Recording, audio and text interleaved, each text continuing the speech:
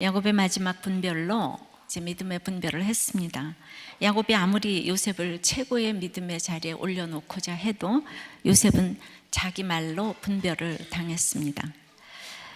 나도 속고 너도 속는 야곱 집의 대단한 구원자 요셉이었습니다. 험악한 삶을 살면서 주님과 겨루어 이긴 이스라엘이 된 야곱이 요셉과 나머지 아들들을 분별합니다. 이 분별은 자녀들에게 최고의 축복이었습니다.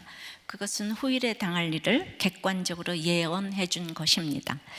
이것은 최고의 유언이기도 했습니다. 이 유언을 하기 위해 평생 험악한 삶을 살아왔다고 해도 과언이 아닙니다.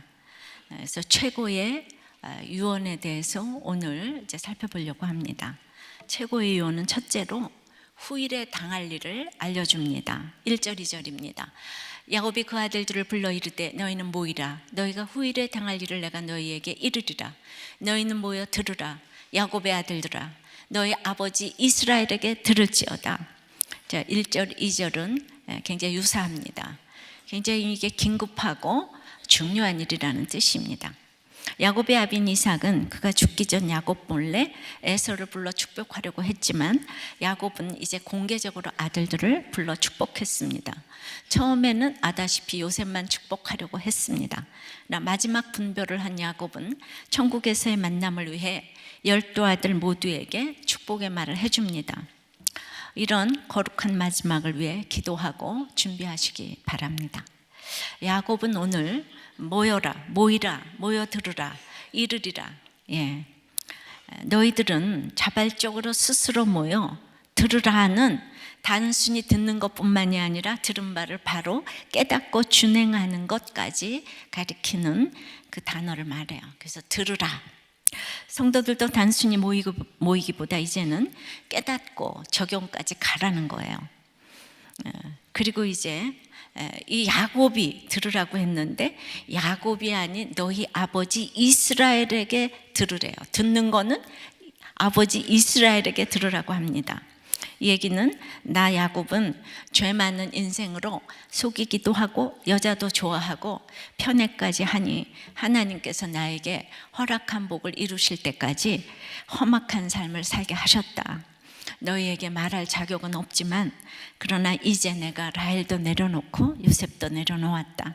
이제는 너희는 야곱의 죄 많은 야곱의 아들들이지만은 내가 12아들 모두를 영적인 아버지 이스라엘이 되어서 언약의 자손으로 축복해 줄 수 있게 되었다. 그러니 잘 듣기 바란다, 이 얘기입니다. 그럼 무엇을 오늘 들어야 하나요? 후일에 당할 일을 들으라고 했어요. 근데 28절에 이 유언이 축복이라고 했기 때문에 후일에 당하는 것을 미리 알고 가는 것은 축복을 의미합니다. 우리가 당한다 그럴 때 잘 먹고 잘 사는 걸 당한다 그러지는 않잖아요, 그죠? 그러니까 후일에 그 당할 일이라는 이 얘기는, 이 유언은 십자가를 통과하지 않으면 축복을 받을 수 없다는 말도 됩니다. 그러니까 그래서 복음은 장차 받을 환난이라고 합니다. 이 축복은 147년을 살았던 야곱이 이스라엘이 되어 성령에 감동되어 남긴 마지막 말이었습니다. 언약의 자녀가 되기 위해서는 영적으로 정확하고 객관적으로 분별받는 것이 아주 큰 축복입니다. 제대로 봐주는 것이 자녀에게 가장 유익합니다. 후일에 당할 일이 축복 같아 보일 수도 있고 저주 같아 보일 수도 있지만 이 일 자체를 후세에 경계로 삼게 하려는 뜻이 큽니다. 이들 모두 12지파의 조상이 되었듯이 똑같이 연약한 우리를 빚어서 써 가신다는 것이에요. 야곱의 이 축복은 아브라함이나 이삭과는 다르게 이 자녀 모두를 12지파의 조상으로 찬란히 올려놓았기 때문에 좋고 나쁘고의 축복이 아닙니다. 역할이라고 보면 됩니다. 후일에 당할 일을 예방주사 맞으면서 가는 것이 믿는 사람에게는 얼마나 특권인지 모릅니다. 우리가 목장에서 날마다 후일에 당할 일을 듣습니다. 모여서 듣습니다. 결혼에 대해서, 죽음에 대해서, 입시에 대해서, 부도가 나도 장례가 나도 어떤 일이 와도 늘 이렇게 후일에 당할 일을 모여서 듣고 알고 가니 이것이 축복입니다.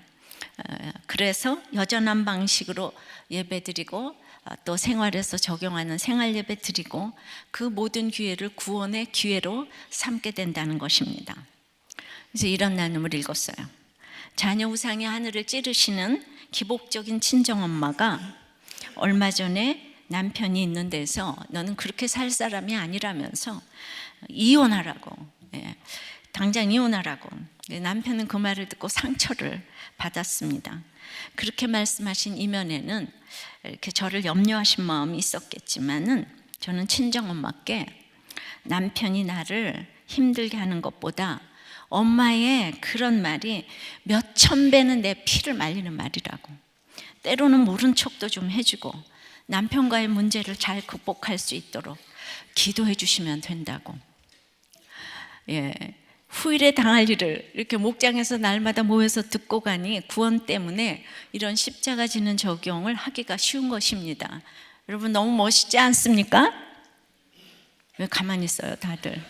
그래서 정말 우리가 해석이 안 되는 일들을 이렇게 정말 이런 부인이 참 매력 있지 않습니까? 적용해 보십시오. 여러분은 자녀들에게, 식구들에게 후일에 당할 일을 영적인 최고의 유언으로 준비하고 있습니까? 어제 우리 평원님, 초원님 자녀 결혼식 소감에서 엄마를 생각할 때 우리 엄마는 주님을 사랑했다는 것만 기억해 주면 좋겠다고 이렇게 울먹이셨어요. 지금까지 같이 온 세월을 생각하니까 같은 소원을 가진 저 또한 이렇게 눈물이 났습니다.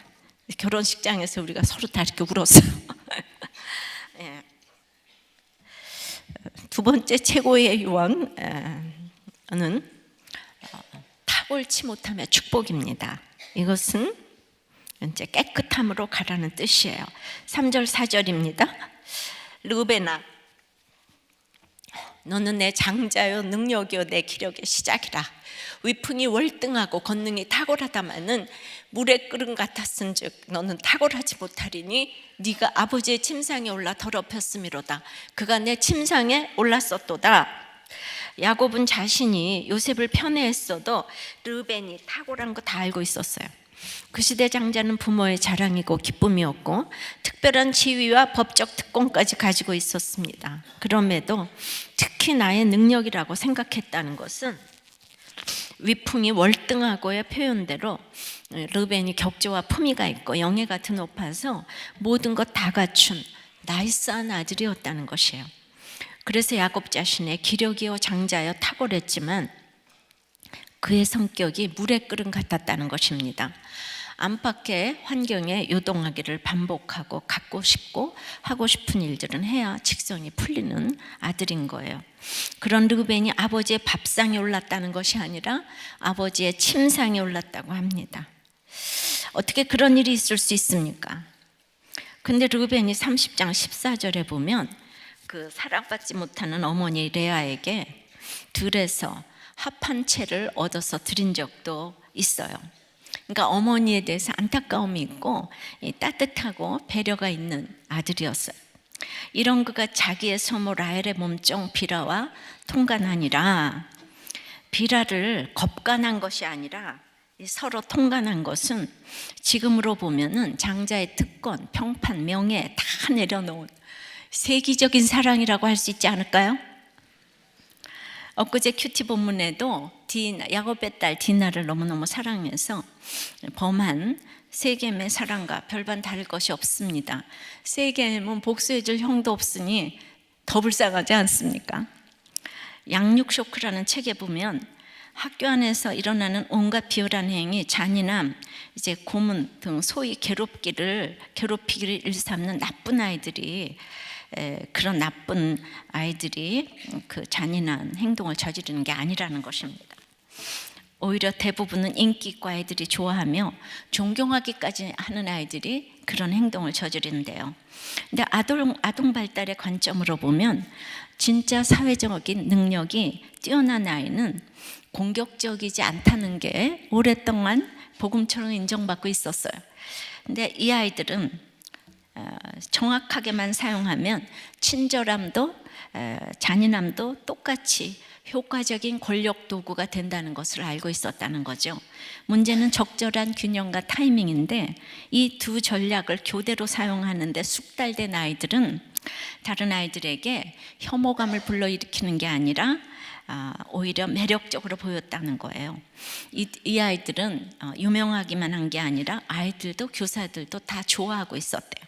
교사들은 이 아이들을 상냥하고 적용을 잘하는 아이로 평가했답니다. 공격성만을 사용하는 아이들이 늘 같은 결과로 안 좋은 평판에 빠지는 것과 달리 이중 전략을 구사하는 아이들은 다양한 수준의 이 공격성을 사용할 수 있었다는 것입니다. 저는 이런 탁월함이 바로 망하는 탁월함이라고 봅니다. 이런 탁월함이 양면의 얼굴을 가졌어요.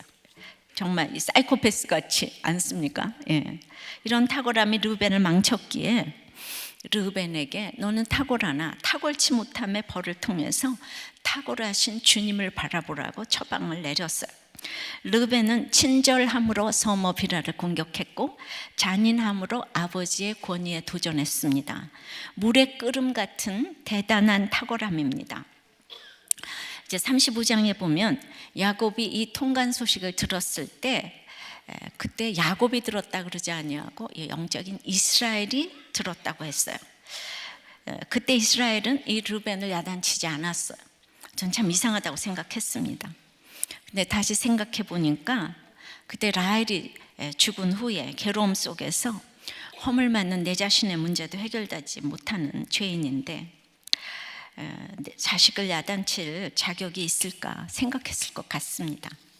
우리도 내 죄를 생각하며 내 주제에 누구를 야단치겠어 하면 나는 말 못해 하는 선생님도 부모도 많습니다. 그리고 부모가 야단을 친다고 자식이 변하는 것도 아님을 점점 야곱은 알아갔습니다. 그것을 평생 입을 다물다가 죽기 전에 정말 사랑하기 때문에 르우벤을 객관적으로 보고 믿음의 처방을 한 것입니다. 르우벤, 너는 나의 자손을 번성시킬 나의 능력이야. 너 때문에 내가 얼마나 힘이 났었는지를 아니? 너는 존귀한 아들이고 탁월한 아들이다. 그런데 아버지가 부탁하는 건 너의 죄가 탁월한 너의 손과 발과 마음을 다 묶었다는 것이지. 그러니까 악은 모양이라도 벌어야 되는 것이야 라고 아마 눈물을 뚝뚝 흘리며 유언을 했을 것입니다. 그래서 르우벤에게 후일에 당할 일은 탁월치 못함의 십자가를 지라는 것이에요. 복음은 장차받을 환난인데 혹시 여러분들이 내가 탁월치 못하면 내가 당해야 할 몫이라고 받아들이라는 것이에요. 그걸 받아들이면 진정으로 탁월해지는 비결입니다. 그리고 지금이라도 나의 탁월함이 한 번의 죄로 인하여 탁월치 못함으로 바뀌는 것에 대해서 경계를 삼아야 한다는 것입니다. 여러분이 아다시피 명문의과대학에 재학 중인 남학생들이 여학생 한 명을 집단으로 성추행한 사건이 있었습니다. 학교뿐 아니라 온 국민이 충격을 받았어요. 3명의 남학생들은 부모가 의사 변호사여서 부유한 가정에서 자랐고 성적도 상위권에 속했다고 했어요. 그런데 그 탁월한 자녀가 이렇게 되리라고 어찌 생각을 했겠습니까? 그러나 그 자녀들의 미래를 위해서는 이거 탁월하지 못하게 된 이 사건을 있어야 할 일이라고 생각하면 이게 축복의 벌이 될 수 있다는 것이죠. 이걸 해석을 잘해야 돼요.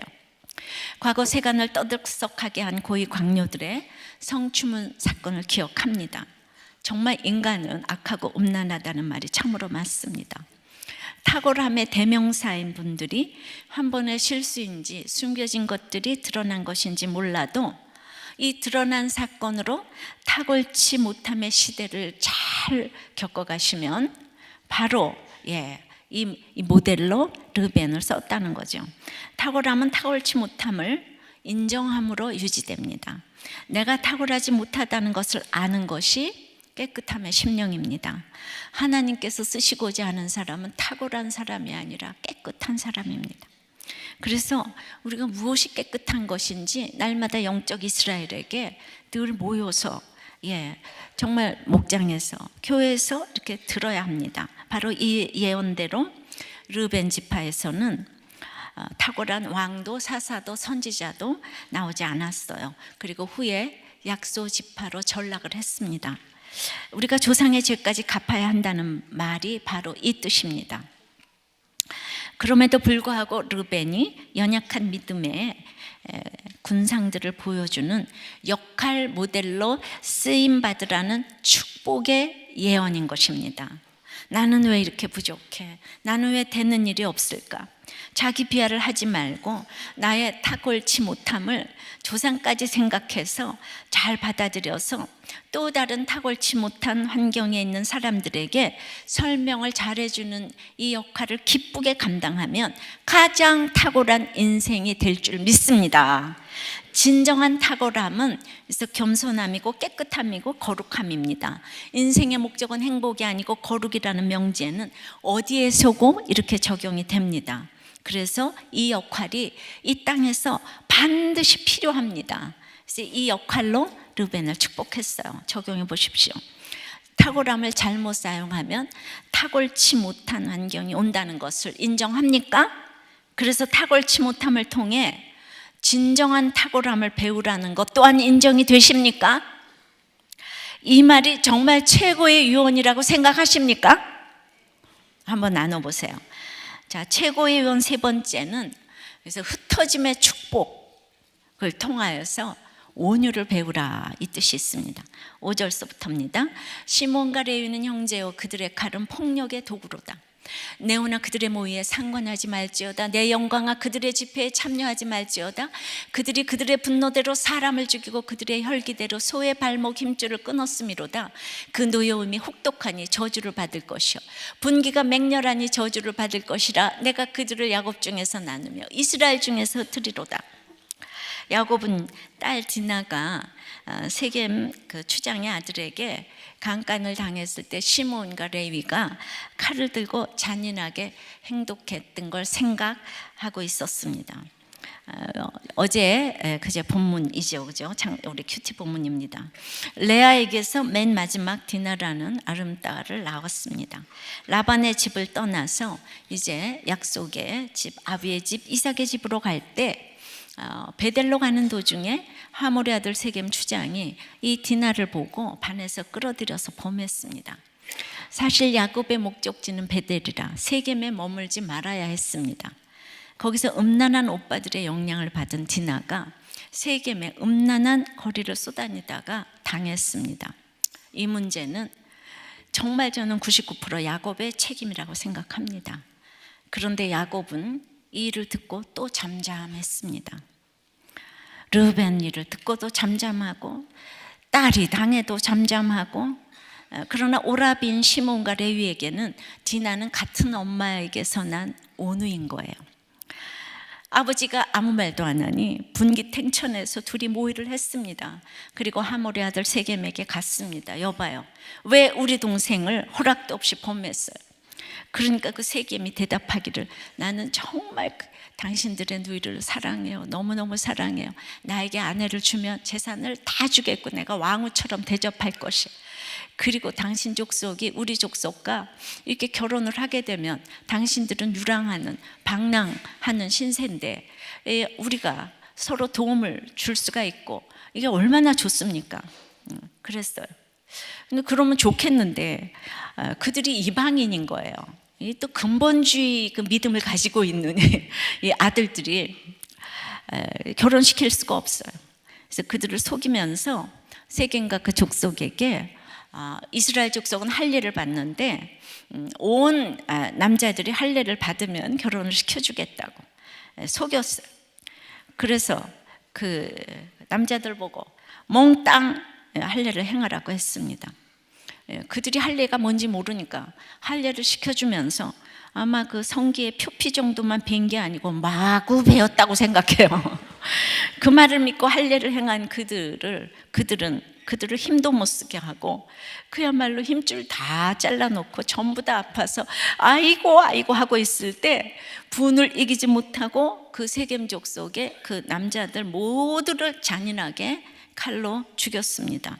지금으로 말하면 세례 받으면 안 해주겠다고 했는데 세례를 받고 나니까 도리어 잔인하게 죽인 것과 같습니다. 세겜 족속은 이방인에게 기대할 것이 하나도 없습니다. 근데 믿음의 후손인 이스라엘로서는 어떻게 용서할 수 없는 죄를 지었어요. 그러니까 그 일로 야곱이 34장 30절에 아들들을 보고 너희가 내게 화를 끼쳐서 내가 죽고 내 집이 멸망할 것이다 하니까 31절에 그 아들들이 아니 그가 우리 누이를 창녀같이 대우함이 옳습니까? 이러면서 이거 완전히 살기가 등등해가지고 부자간에 이제 싸움이 일어났어요. 근데 여러분 정말 야곱이 문제부모 아닙니까? 이 집안의 싸움도 장난이 아닙니다 지금. 그래도 야곱은 어떻게 할 도리가 없었어요. 그때는 여전히 자기는 라헬과 요셉만을 사랑하기 때문에 레아의 자식들에게 어떤 처방을 내려도 들을 자녀가 하나도 없는 거예요. 안 그렇겠습니까? 야곱은 평생토록 레아가 싫었을 것 같습니다. 당연하지 않습니까? 예. 그 레아가 믿게 생긴 데다가 자기가 원하지도 않았는데 첫 아들은 자기 첫 비라와 간음을 하고 둘째 셋째는 이 분노 조절 장애로 복수의 눈이 멀어가지고 나라가 지금 망할 뻔한 살인을 한 거예요. 넷째 아들은 더 기가 막혀서 며느리하고 간음을 했어요. 게다가 딸은 강간까지 당했어요. 그냥 온 식구가 음란해요 지금. 레아의 자녀들이 그러니까 레자도 듣기 싫고 그 엄마의 그 아들이라고 생각했을 것입니다. 레아만 생각하면 너무 슬픈 거예요.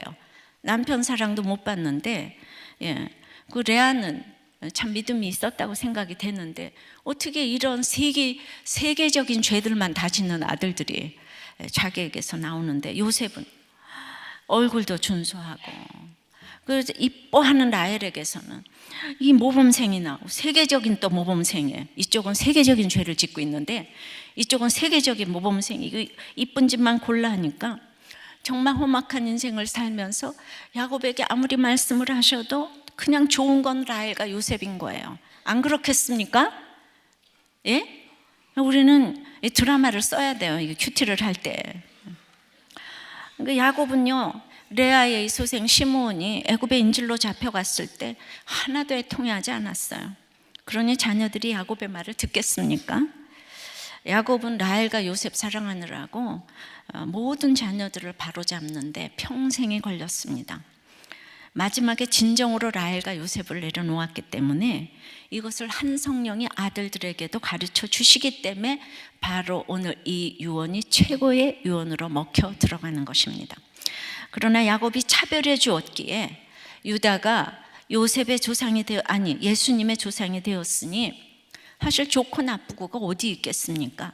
아이러니컬하지 않습니까? 야곱이 그렇게도 사랑한 라헬은 약속의 땅에 못 묻혔고 그 기가 막힌 모범생 요셉의 후손은 평생 예수님의 조상 유다 지파를 괴롭혔어요. 그리고 둘째 아들 베냐민 지파에서도 예수님의 조상 다윗을 그렇게 악랄하게 괴롭힌 사울 왕이 바로 베냐민 지파에서 나왔어요. 우린 정말 사랑 타령 좀 그만해야 되지 않을까요? 잠깐이라는 거죠. 이 땅에서 사랑받아도 사랑받지 않아도 중요한 거는 우리 예수를 믿어야 되는데 여러분 문제 자녀가 얼마든지 잘 믿을 수 있습니다. 희망을 가지시기 바랍니다. 길고 짧은 건 대봐야 합니다. 그래서 문제아는 없고 문제 부모만 있다. 제 책을 읽어야 됩니다. 그래서 두 지파에게 임할 하나님의 저주는 그들이 이스라엘 지파 가운데 흩어질 것이라는 벌로 구체화되었습니다. 실제로 시므온 지파는 나중에 유다 지파에 흡수됨으로써 독립적인 지파로서의 위치를 상실하고 말았습니다. 근데 레위는 살인을 하고 하나님께 진노를 받았지만 아론의 금송아지 숭배 사건 때 그 백성들을 처단하는 일에 헌신하면서 그 진노에서 돌이켜졌습니다.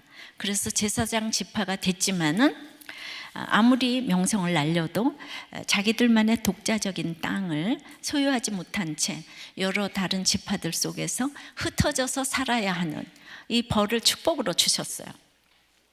공의와 복수는 다른 것입니다. 이들은 젊은 혈기로 공의와 복수를 구별하지 못했습니다. 공의는 하나님 편에서 심판하는 것이고 복수는 내 사적인 감정으로 단죄하는 것입니다. 잔인한 건 하나님 자녀의 성품이 아닙니다. 원수를 갚는 것도 하나님 성품이 아니에요. 아무리 억울하고 분해도 참고 인내하며 원수를 갚는 것을 하나님께 맡기고, 그것이 공의의 하나님이 바라는 하나님 백성을 향한 하나님의 마음입니다. 예수님께서도 원수를 갚지 말고 사랑하라 그러셨잖아요. 살아가는 동안 억울하고 분한 일 너무나 많았지요. 혹시 그걸 아직도 생각하면서 억울해하고 언젠가는 복수할 거라고 이를 갈고 있지는 않습니까? 제가 어떤 상황에서도 가해자라는 생각을 해보라고 하니까 그 설교를 정말 들어줄 수가 없어서 중간에 나갔다고, 목사님은 참 오래 살 거라고 이렇게 나눔한 걸 봤어요. 정말 그 상황을 들어보니까 정말 일생이 힘들었겠더라고요. 여러분, 이 세상은 진짜 공의롭지 못해요. 그러나 제가 이 선교사님들의 우리는 구한말 때 오신 그때 보니까 정말 우리가 일제 침략 그 시대에 들어가서 온 땅이 일본 사람이 내놓으라 그러면 내놔야 돼요. 집도 내놔야 돼요. 땅도 내놔야 돼요. 우리 건 아무것도 없는 거예요. 그거는 그냥 불공평하다 정도가 아니고, 저는 자유당 독재 시절도 겪어봤어요. 완전히 그냥 독재인 거. 우리가 그 시대를 생각하면 억울한 것 너무너무 많지만은 그럴수록 그러니까 복음이 들어가서 우리가 이 정도로 그래도 변해졌습니다. 다 억울하지만은 우리가 정말 생명 내놓는 사랑으로 이제 이거를 바꿔가야 될 것이에요. 야곱은 시몬과 레위를 보고 너희들도 얼마나 인생이 힘들었냐, 이제 마지막에. 그렇지만 그 문제는 짚고 넘어가야겠다. 너무 큰 죄를 지었기에 너희는 흩어져서 살아야 한다. 흩어짐의 십자가를 지고 이 세상의 모든 잔인함과 분노의 사람들에게 사명을 가지고 살아가라. 르벤과 시몬과 레위에 대한 유언은 인생에서 사람이 제일 많이 짓는 죄들을 언급합니다. 간음, 미움, 분노, 살인 등. 근데 분노대로 혈기대로 살기로 든다면 나누며 흩어지는 벌들이 온다는 거예요. 분노하고 살인한 너희가 축복을 받으려면 흩어져서 이렇게 살아서는 안 된다고 그 얘기를 하라는 거예요. 보세요. 분노하는데 부자들은 돈이 있으니까 금세 흩어져서 사는 거예요. 부부간에도 돈이 있으면 금세 흩어져서 사는 거예요. 이게 벌이라는 거예요. 흩어지는 게 벌이라는 거예요. 그러니까 흩어짐을 당한 너희가 이 얘기를 하라는 거예요. 그래서는 안 된다. 그 분노대로 이혼해서도 안 된다. 갈라서도 안 된다고. 교수가 부인을 죽이고 그것도 모자라서 내언녀에게 덮어 씌우려는 기사를 봤어요. 탁월하고 잔인한 그 사람은 이제 식구들과 흩어져서 이제 감옥에 가는 벌을 받아야 하는데, 이럴 때 여러분들 중에 시몬과 레위 같은 분들이 계시다면 나도 그랬는데 주님 만났다 이러면서 본이 되어 그들을 주께로 인도하는 것이 결국 개인 구원이 사회 구원으로 이어지는 비결이 된다, 이 말입니다. 나눔이에요. 처가댁과 친가에서 돈을 빌리고 개인 사채와 금융권에서 돈을 다 끌어다 썼으니 저를 죽이겠다는 피해 보복자들이 얼마나 많겠습니까? 그러나 저를 죽이겠다는 피해 보복자들을 볼 때마다 저도 죽이고 싶은 마음이 많았습니다. 그리고 사람들은 다 제가 도망갈 거다, 자살할 거다라는 이야기를 했지만 우리들 교회 도피성에 와서 제가 도망도 안 가고 자살도 안 했습니다. 나 몇 년을 이렇게 다니면서 이분이 지금 이제 목자님인 거예요. 아주 탁월한 목자님이 되셨어요. 그런데 그렇게 오랫동안 다니는 가운데 우리들 교회 공동체 그 누구도 감옥에 가지 말라고 처방한 분은 한 분도 없습니다. 입을 모아 죄를 지었으면 감옥에 가야 한다고 처방을 해댔습니다. 서운하기도 하지만 이제 너무나 많이 들었기 때문에 감옥에 가야 하는구나 라는 생각이 듭니다. 그러면서 사업에 망하자마자 갔으면 벌써 나올 때가 됐는데 억울한 마음도 있습니다. 이분이야말로 후라이팬으로 아내 머리를 냅다 때렸던 분노 조절 장애가 있던 분입니다. 근데 이제 이 얘기를 간증함으로 이약 재료를 가지고 목자를 하면서 정말 수많은 사람들을 살려내고 지금도 살려내고 계세요. 그리고 이제 다 망해가지고, 망하기 전에 갚을 것 같았는데 이제 망해가지고 선고를 이제 앞두고 있습니다. 이분이 흩어짐의 축복을 받든지 아니 받든지 모든 것을 온유함으로 받아들이리라 믿습니다. 적용해 보십시오. 다들 내 삶의 결론으로 온 흩어짐의 사건을 잘 해석하고 있습니까? 여러분이 흩어진 거는 분노입니까? 분노 때문입니까? 혈기 때문입니까? 음란입니까? 미움 때문입니까?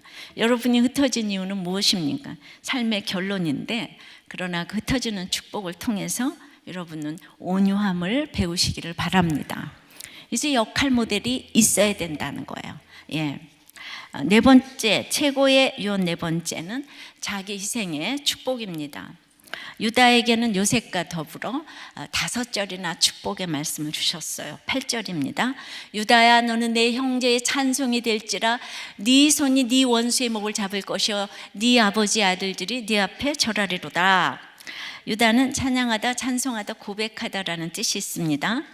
가장 높은 리더십은 원수의 목을 잡기 위해서 하나님의 도움이 아니면 한시도 살 수 없다고 부르짖는 자에게 주어집니다. 원수는 내 속에 욕심, 이기심도 다 해당됩니다. 그래서 여러분들은 자기 자신의 이 원수를 잡기 위해서 그렇게 기도합니까? 9절, 유다는 사자 새끼로다. 내 아들아, 너는 움킨 것을 찢고 올라갔도다. 그가 엎드리고 웅크림이 숫사자 같고 암사자 같으니 누가 그를 범할 수 있으랴. 유다는 너무 화해자, 중재자인데 동물 중에서 가장 용장인 사자 새끼로, 그러니까 그 자기 희생의 카리스마는 사자 새끼로 나오는 거예요. 그리고 움킨 것을 찢고 올라갔대요. 어떤 문제도 해석하고 올라갈 수 있어. 그리고 엎드리고 웅크림이 숫사자 같고 암사자 같으니 그가 가만히 있어도 이제 범할 수 있는 사람이 없다는 것입니다. 자기 희생의 축복은 이렇게 엄청난 카리스마와 리더십으로 이렇게 나타나게 되는 것입니다. 10절에 규가 유다를 떠나지 아니하며, 규는 홀이죠. 통치자의 지팡이가 그 발 사이에서 떠나지 아니하기를, 실로가 오시기까지, 예수님이 오시기까지 그에게 모든 백성이 복종하리로다. 근데 이 모든 백성이, 물론 이런 그 리더십이 주어지지만 보니까 모든 백성이 요셉에게 복종하는 게 아니라 형제들도 유다에게 복종하는데 백성도 유다에게 복종한다고, 이런 축복을 주셨어요. 12절입니다. 그의 나귀를 포도나무에 매며 그의 암나귀 새끼를 아름다운 포도나무에 맬 것이며 또 그것을 포도주에 빨며 그의 목장을 포도즙에 빨리로다. 포도나무는 평화, 기쁨, 또 번식력의 상징이에요. 그러니까 그냥 막 번식돼서 나가는 거예요. 엄청난 부자가 아니면 그 나귀는 식물을 먹기에 보통 포도나무에 매지 않습니다. 그런데 엄청난 부자가 아니면 아름다운 포도나무에 나귀를 매어 포도를 먹게 할 수 없습니다. 물 대신 포도주를 사용해 옷을 빨지도 않겠지만, 그러나 메시아 시대에는 모든 것이 풍성하기에 이게 하나도 문제가 되지 않는 거, 풍성함이 있다는 거. 포도나무, 포도즙에 빠는 것은 그것이 굉장히 아름답기도 하지만 포도나무는 관상용이 아니라 밟혀서 포도주가 되는 아름다운 희생을 의미합니다. 그런 희생으로 일해도 눈이 붉고 이는 하얗게 되는 아름다움이 있다는 것입니다. 결국 성도의 목적은 자기 희생인데 자기 희생을 할 수 있는 축복을 주셨습니다. 그래서 자원에서 늘 섬기는 분들에게 이 유다의 복을 주셨어요. 저보다 더 복을 받을 분들이 우리들 교회는 너무 많아요. 인정받는 리더십은 자기 희생이 없고는 안 된다는 것을 뜻합니다. 그러면 르벤과 유다의 차이가 무엇입니까? 르벤이 왜 탁월하지 못하다고 합니까? 르벤은 서머 비라와 동침한 것에 대해서 회개했다는 얘기가 없습니다. 이 사람은 그냥 불륜이었어요. 르벤이 탁월하지 못한 이유가 거기에 있습니다. 똑같은 죄를 지었어요. 유다는 르벤은 서머 비라와 유다는 며느리와 동침했어요. 누구 죄가 더 나쁩니까? 그러나 회개하면 가장 탁월한 유다가 되어서 예수님의 조상이 되고, 회개하지 않으면 영원히 탁월하지 못한 장자 르벤이 된다는 거죠. 야고보 마지막 요원에서 완전히 회개한 유다를 인정했기 때문에 유다가 며느리와 가늠한 얘기를 하나도 하지 않았어요. 우리 형제들의 찬송이 된다고 했어요. 근데 르벤은 회개하지 않았기 때문에 그 문제를 다뤘습니다. 유다에 대해서 하나도 잘못을 지적하지 않았습니다. 회개한 자는 하나님이 죄를 도말하시고 하나도 기억하지 않으신다는 모델로 가장 기가 막힌 죄를 지은 유다를 주인공으로 세운 것입니다. 할렐루야. 그러니까 죄의 경중에 있는 것이 아닙니다. 회개했는가 안 했는가, 이거가 정말 축복의 바로메타라는 것입니다. 이제 주님은 남을 향하고 공동체를 위한 희생을 너무나 눈여겨보십니다. 이생적인 삶을 사는 유다의 축복은 가장 탁월한 축복이고 영원한 축복입니다. 이제 늘 여러분 많이 들었지만은 이거를 좀 이제 제가 구속사적인 설명을 좀 해봅니다. 창세기 38장 이 유다와 다말 사건은 그리스도의 계보가 요셉에게로 내려가는 것이 아니라 유다에게로 이어짐을 보기 위해서 창세기 37장 요셉의 이야기 시작하면서 38장에 긴급히 유다 얘기를 배열했어요. 그러니까 요셉 이야기는 창세기 후반부를 그냥 찬란하게 장식하지만은 요셉의 이야기가 시작되는 37장 2절에 뭐라고 시작을 하는가 보면 좀 띄워주실까요? 요셉의 이야기를 시작하면서 야곱의 족보는 이러하니라 요셉이 17세에 이렇게 시작을 하는 거예요. 그러니까 이것은 야곱의 족보라는 거예요. 야곱이 주인공이라는 거예요. 야곱이 주인공이라고 하면서 요셉의 이야기를 풀어가는 것을 주목해야 합니다. 그러니까 우리가 그 쭉 다 이 49장까지 읽어오면서 야곱이 하고 싶은 거 다 하느라고 험악한 삶을 살았으나 끝내 주님이 야곱을 이기셨다는 얘기를 하고 계시는 거예요. 정말 제가 눈물이 날 정도로 그 야곱에 대해서 묵상을 하게 됩니다. 처음부터 주인공은 요셉이 아니고 야곱의 험악한 이렇게 삶이었어요. 그래서 창세기 38장의 유다와 다말과의 동침 사건은 하나님의 계시로서 남편이 죽으면 죽은 남편을 대신해서 동침의 후손을 남기는 이 계대 결혼에 순종한 다말의 의로운 행위를 통해 메시아의 혈통적 계보가 야곱에서 요셉이 아니라 유다로 이어짐을 이미 처음부터 보여주시고 시작을 하는 거예요. 우리는 이미 만세전부터 택함받은 사람인 거예요. 이 언약적 사건입니다. 유다는 며느리 다말이 대를 잇기 위해 자신을 속이고 동침한 것을 그녀는 나보다 옳도다, 영어로 she is more righteous than I. 왜 자기 입으로 이 죄를 고백했는데요. 그 죄는 아들이 계속 죽으니까 내가 첫째 둘째 다 죽어서 셋째 아들까지 죽으면 안 될 것 같아서 그 다말의 남편으로 기업으로 셋째 아들을 주지 않고 계대 결혼에 순종하지 못한 죄를 회개하고 자신의 연약한 믿음을 회개하는 의미도 유다의 고백 속에 담겨 있어요. 그러니까 자신은 이제 믿음으로 이 사건을 바라보게 됐다고 그래요. 그래서 righteous, 의라는 얘기를 썼어요. righteous. 그래서 나는 이제 믿음으로 의롭게 됐다는 표현을 한 것입니다. 이미 야곱은요 38장에 이 고백을 알고 있었어요. 유다가 정답이란 걸 알고 있었습니다. 그럼에도 요셉을 고집하다가 너무나도 험악한 인생을 살았어요. 계대 결혼에 죽은 자를 대신하는 행위는 죄인을 대신하여 죽으시는 그리스도의 행위의 앞선 모형입니다. 그래서 야곱에게서 유다에게로 이어진 메시아의 계보는 유다에서 베레스로, 베레스에서 보아스로, 보아스에서 다윗으로 이어지고 바로 다윗의 후손으로 이제 여자의 후손을 통해 메시아의 탄생으로 이어지는 예수 그리스도 탄생의 족보를 이루는 것입니다. 루키 4장 12절에 여호와께서 이 젊은 여자로 말미암아 내게 상속자를 주사 내 집이 다 같이 다말이 유다에게 낳아준 베레스의 집과 같게 하시기를 원하노라. 할렐루야.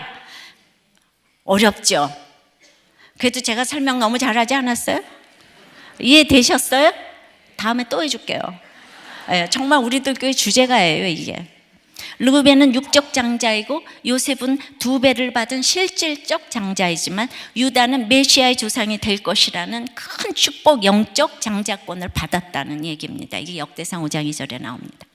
유다는 평생 찬양에도 아깝지 않은 은혜를 받았어요. 왜입니까? 주님이 기뻐하시는 회개를 했기 때문에. 무슨 일이 와도 유다는 감사와 찬양이 저절로 나올 수밖에 없어요.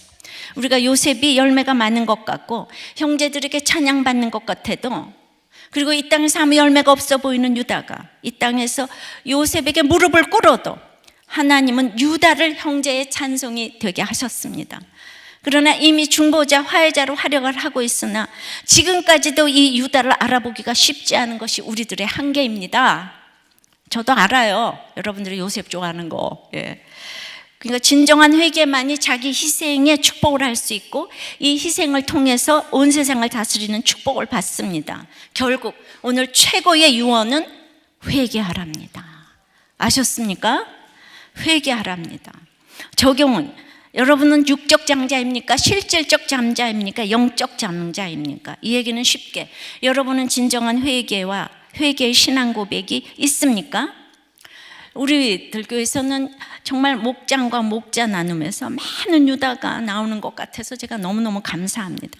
우리들의 모든 문제는 이 돈 문제인 거예요. 이 어떤 친정 재산 상속 때문에 목자님이 너무나 시끄럽다고, 그래가지고 이제 딸들과 엄마의 전쟁을 하는데 막 그냥 이 딸들이 엄마랑 싸우다가 엄마 우리 재산 그렇게 안 주면 엄마 지옥 가 까지 얘기를 했는데, 언니들이 나는 우리 집에서 제일 이해심 많은 사람의 아이콘으로 살고 있기 때문에 언니들이 나한테만 전화를 해가지고 자신들의 의견을, 내 이야기를 전해주기를 바란다는 거예요. 엄마는 아들에게 많이 주고 싶어 하고, 문제는 이제 딸들에게 주려는 땅이 많이 올라서 엄마가 그렇게 머리를 써가지고 이걸 안 주려고 한대요. 땅이 올라버려가지고 딸들이 난리가 났대. 엄마가 너희가 수고했구나, 미안하다 그랬다면 딸들이 괜찮다고 할 건데, 엄마는 꼭 아들들의 엄마인 것처럼 말하니까 분노를 사고 있는데, 자, 이 나눔을 하니까 평원님이 이랬어요. 집사님은 엄마가 이 안 준다고 하면 서운한 거 없어요? 그리고 그 집에는 믿는 사람이 집사님밖에 없어요? 그랬더니 아니죠, 저도 서운하죠. 근데 우리 엄마는 명예권사고 언니도 다 교회 다니고 저도 교회 다니고 다 교회 다녀요. 오빠들만 안 다녀요. 그럼 평원님이 교회 다니는 딸들이 그러니 얼마나 본의 안 되겠어요. 딸들이 재산 형성에 기여한 바가 없다면서요. 옛날 어른들은 남아선호가 심해요. 그리고 정신이 오락가락하시는데 뭘 바라세요? 어머니는 제대로 판단할 수 없으세요. 집사님은 입 꾹 다무세요. 그리고 언니들 장단에 춤추지 말아요. 이러고 이제 처방을 하면서 평원님 간증을 했습니다. 저는 우리 아버지가 저한테 전 재산을 다 맡기고 미국 가셨는데요, 그거 관리하느라고 얼마나 힘들었는지 몰라요. 세금 내치고 고치고 얼마나 할 일이 많은지, 그 건물 관리하느라고. 근데 끝에 가서 우리 5 형제들이 다 천사인 줄 알았는데 빨리 그 건물 팔아서 자기 목 내놓으라고 해댔다는 거예요. 근데 그 15년 전에 그냥 상속세가 1억 8천이 나왔다는 거예요. 얼마나 큰 건물인지 알겠죠? 근데 그 세금은 또 다 자기 보고 내라고 다들 가만히 있었대요. 그래서 막 이거저거 다 저기 해가지고 팔아가지고 세금을 냈대요. 그런데 우리 아버지 요원이 그 건물을 팔지 말고 제일 어려운 형제를 줘라, 최고의 요원을 하신 거예요. 그래가지고 그것을 이제 자기가 상속세까지 내고 과부가 된 언니한테 딱 줬다는 거예요. 근데 기가 막힌 거니 언니가 전혀 고마우지 아니하고, 네가 세금 다 떼어먹고 뭐가 문제가 있으니까 주는 거 아니야? 이러면서 저를 1년간이나 뒷조사를 했어요. 그때 큐티하고 목사님 말씀 듣지 않았다면 저도 법적으로 소송했을 거예요. 그때 양육숙제 하는데 본문 말씀이 아브라함이 롯에게 자기 재물을 다 내어주고 하는 그 본문을 묵상을 하고 또 하고 또 하고 했대요. 근데 제가 생각한 건 그때 아버지가 제 이름으로 그 건물을 남겨주셨다면 정말 큰일 날 뻔했어요.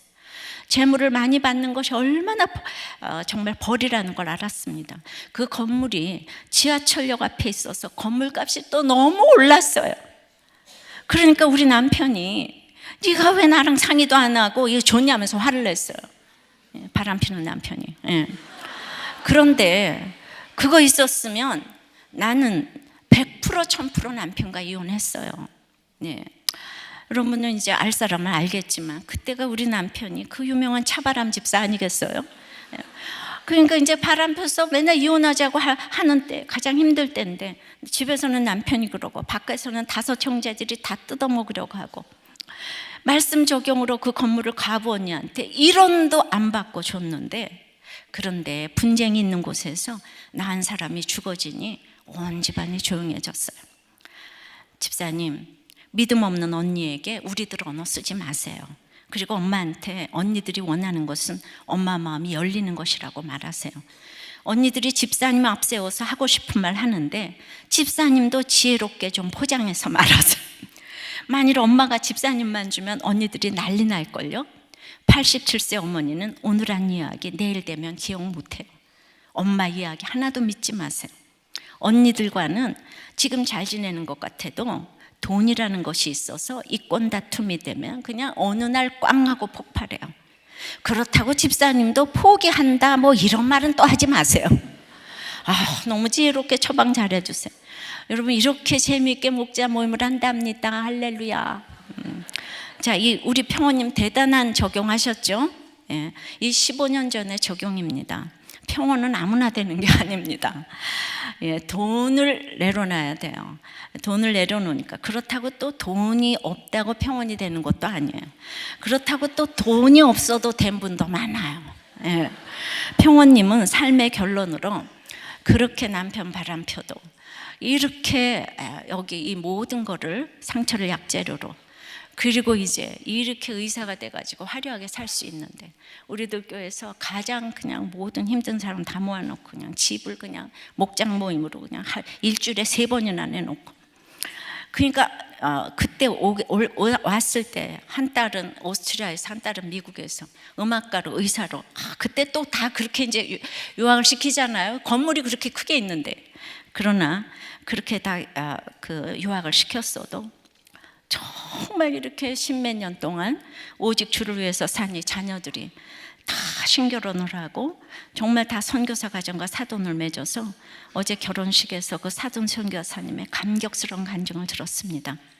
평원님은 우리들 교회에서 정말 이 차바람 집사 유명한 불륜의 아이콘인데 12년 동안 매주 수치를 드러내고 간증을 하시더니 어느새 믿음의 가문이 되어서 그냥 신결혼도 아니에요. 정말 믿음 있는 사위들을 만났어요. 오스트리아에서 미국에서 어떻게 저런 신랑을 만날 수 있을까? 정말 저는 너무 감격이 되었어요. 왜냐하면 하나님이 속지 않으시고 여기서 너무나도 힘든 사람들 살리고 그 수치를 날마다 드러내고, 그리고 벌써 15년 전에 그런 어마어마한 건물을 딱 내려놨잖아요. 하나님은 이렇게 참으로 유다의 그 가문이 되니까 이런 화려한 집사님도 유다의 축복을 받으시는 것 같습니다. 집사님 생각하면서 어제 참 많이 눈물을 흘렸습니다. 하나님이 속지 않으시고 이런 축복을 주시는구나. 말씀 맺겠습니다. 최고의 유언은 후일에 당할 일을 알려줍니다. 그리고 탁월치 못함의 축복으로 유언합니다. 흩어짐의 축복으로 이제 온유함을 가지라고 하십니다. 탁월치 못함의 축복으로 깨끗함을 유지하라고 합니다. 그리고 자기 희생의 축복으로 엄청난 모든 사람들을 살리라고 합니다.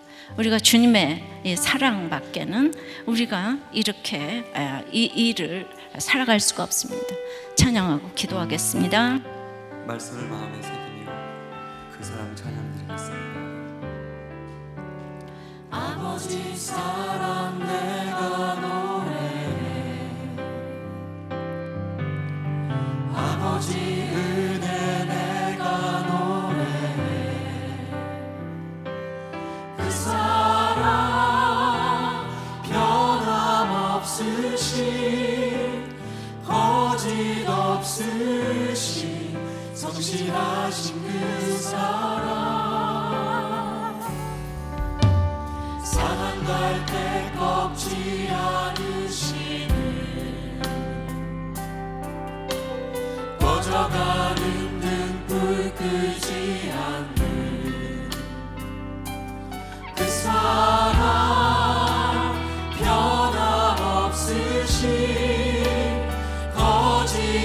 거짓없으신 성실하신 그 사랑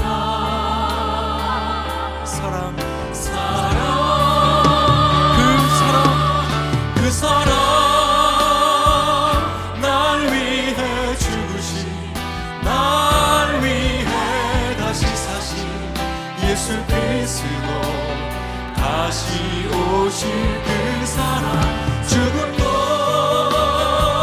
생명도 천사도 하늘의 어떤 권세도 끊을 수 없는 영원한 그 사랑 예수 상한 갈 때 꺾지 않으시는 꺼져가는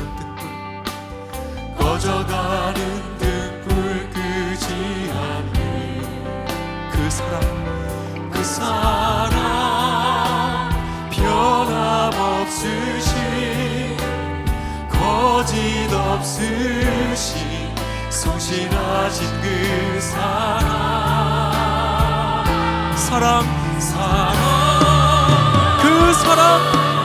그 사랑 날 위해 죽으신 날 위해 다시 사신 예수 그리스도 다시 오실 그 사랑 죽음도 생명도 천사도 하늘의 어떤 권세도 끊을 수 없는 영원한 그 사랑 예수 그 사랑 날 위해 죽으신 날 위해 다시 사신 예수 그리스도 다시 오실 그 사랑 죽음도 생명도 천사도 하늘의 어떤 권세도 끊을 수 없는 영원한 그 사랑 예수 영원한 그 사랑 예수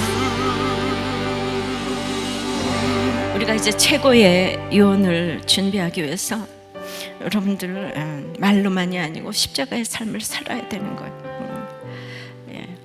모든 이 평원님 가정이 세상적으로는 다 갖춘 것 같아도 정말 우리들 교회를 좋아하고 정말을 저를 좋아하니 자녀들이 외국에 있어도 정말 저를 좋아합니다.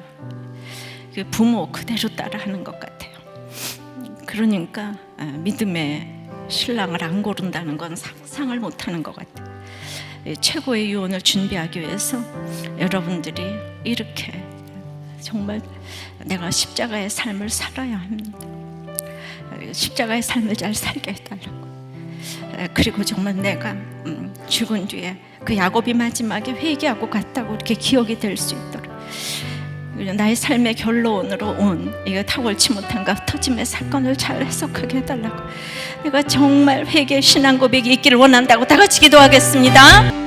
주님, 저 또한 주님을 사랑했다고 이것이 기억되어지는 최고의 유언을 준비하기를 원합니다. 후일에 당할 일은 십자가의 복음으로 전해지는 유언인데 야곱이 평생 동안을 정말 많은 시대를 그 최고의 유언이 되지 못하는 십자가의 삶을 살지 못했을 때 결코 야곱의 말이 하나도 최고의 유언이 될 수 없다는 걸 알았습니다.